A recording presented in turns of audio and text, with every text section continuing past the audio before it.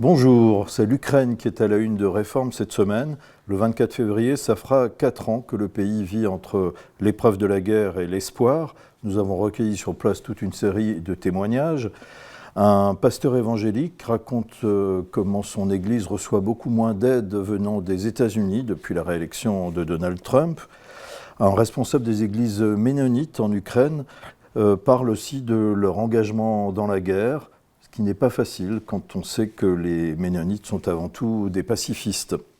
Et puis tous racontent la fatigue après 4 ans de guerre. La fatigue est immense, mais l'Ukraine résiste, témoigne un soldat opérateur de drones, ces fameux drones dont l'Ukraine est d'ailleurs devenue une spécialiste.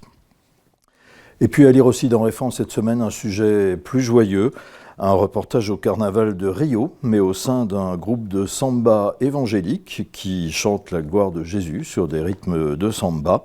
Alors c'est un genre qui est parfois critiqué, mais la samba gospel, comme on l'appelle là-bas, s'est installée au carnaval de Rio. Tous ces sujets et les rubriques habituelles sont à retrouver dans Réforme par abonnement et sur réforme.net. Bonne semaine. Le mal, la violence font malheureusement trop souvent la une de l'actualité. Famille chrétienne, au début de ce temps de carême, s'interroge alors comment les hommes peuvent-ils choisir de faire le mal? Face à cette vertigineuse question, les 40 jours qui préparent à Pâques invitent les catholiques à considérer leur propre solidarité avec le mal et à endosser les armes du combat spirituel pour reconquérir une authentique liberté. C'est au cœur du grand dossier de Famille chrétienne cette semaine. Et si, contrairement à ce que l'on entend communément, les Français étaient majoritairement hostiles à la proposition visant à légaliser l'euthanasie actuellement examinée à l'Assemblée nationale. C'est ce qu'assure dans nos pages Dominique Régnier, il est le directeur général du think tank Fondapol et il pointe notamment du doigt des sondages biaisés.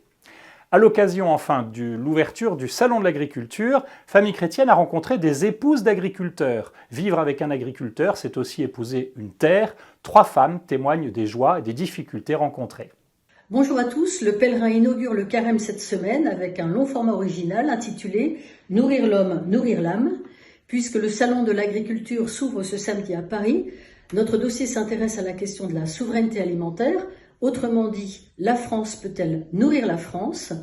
Nous sommes le premier pays exportateur agricole européen et pourtant, nous importons l'essentiel de nos fruits et légumes, par exemple. Notre dossier détaillera ce paradoxe. Changement de décor avec la seconde partie de notre enquête qui vous emmènera en Bourgogne, à Vézelay. La frugalité peut-elle être un mode de vie? Comment prendre conscience de cette importance de l'ascèse? Des moines franciscains, un pope orthodoxe, mais aussi un viticulteur, vous donneront leur témoignage. À noter aussi dans ce numéro qui précède le 4e anniversaire de la guerre en Ukraine, le témoignage poignant du maire de Fastif. Il nous raconte le quotidien de cette ville de 52 000 habitants à une centaine de kilomètres à l'ouest de Kiev. Les attaques de drones, le froid, faute de chauffage et les alertes incessantes, tout ceci est bien connu, mais il nous raconte aussi des drames plus intimes. Et malgré tout, confie le maire, la population tient bon. Enfin, parmi nos nombreux autres sujets, une mention spéciale pour notre nouvelle rubrique, l'actu sous l'œil de la foi. Comment l'évangile de ce dimanche, qui raconte les manœuvres du diable pour séduire le Christ au désert, peut-il nous aider à relire, par exemple, l'affaire Epstein? La réponse dans ce numéro. Bonne semaine à chacun. Bonjour à tous. Cette semaine dans La Vie, carême, ramadan, ce qui nous rassemble, ce qui nous distingue. Cette année, le carême et le ramadan ont commencé le même jour, le 18 février, ce qui est assez exceptionnel. Les fidèles musulmans vont vivre un mois de jeûne, tandis que les chrétiens se préparent à Pâques pendant les 40 jours du carême.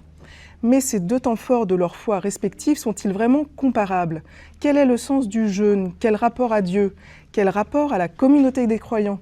Surtout chez les chrétiens qui sont devenus minoritaires dans la société, y a-t-il une tentation de ritualiser le carême, de le rendre plus visible, plus communautaire, à la manière de ce qui se pratique durant le ramadan pour les musulmans? Toutes ces questions, nous tentons d'y répondre dans La Vie cette semaine, avec des spécialistes bien sûr, mais surtout en allant à la rencontre des croyants des 2 religions qui vont vivre ce grand temps fort de leur foi. Cette semaine aussi, dans La Vie, nous vous parlons de l'euthanasie. La proposition de loi relative à la fin de vie arrive au terme de son parcours législatif et devrait ouvrir la voie à l'euthanasie et au suicide assisté. Dans La Vie, nous revenons sur les grandes idées reçues de ce débat que nous tentons d'éclairer une dernière fois. Et puis, dans La Vie, vous trouverez aussi un article sur les parrains et marraines. Vous le savez, le nombre de catéchumènes qui se présentent à la porte de l'Église catholique augmente fortement, mais souvent, ils n'ont pas de personnes chrétiennes dans leur entourage, et cela pose la question du choix du parrain ou de la marraine. Tout cela est à retrouver en kiosque dans La Vie, sur notre site internet lavie.fr et sur notre application mobile.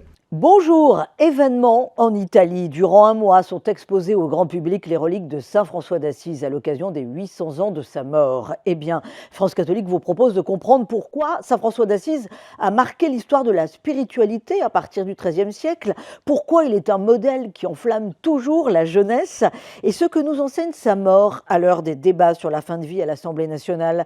Une mort attendue dans la prière et la louange malgré de grandes souffrances. À la une de France Catholique, également cette semaine, un grand entretien avec Guillaume Prévost, le secrétaire général de l'enseignement catholique. Il souhaite un nouveau statut pour les enseignants du privé sous contrat qui ne sont pas des fonctionnaires, un statut et une formation à même de s'inscrire véritablement dans les missions portées par l'enseignement catholique. Dans l'hebdomadaire également, vous découvrirez pourquoi dans l'Apocalypse, le chiffre 666 est le chiffre de la bête, une chronique passionnante du philosophe Frédéric Guillot, et puis comme chaque semaine, le tour des saints des diocèses, halte à Lyon pour découvrir Saint Irénée, premier évêque de la ville en 177 et premier grand théologien de l'histoire d'Occident. France Catholique sur abonnement et sur france-catholique.fr. Bonne semaine et bonne lecture à tous.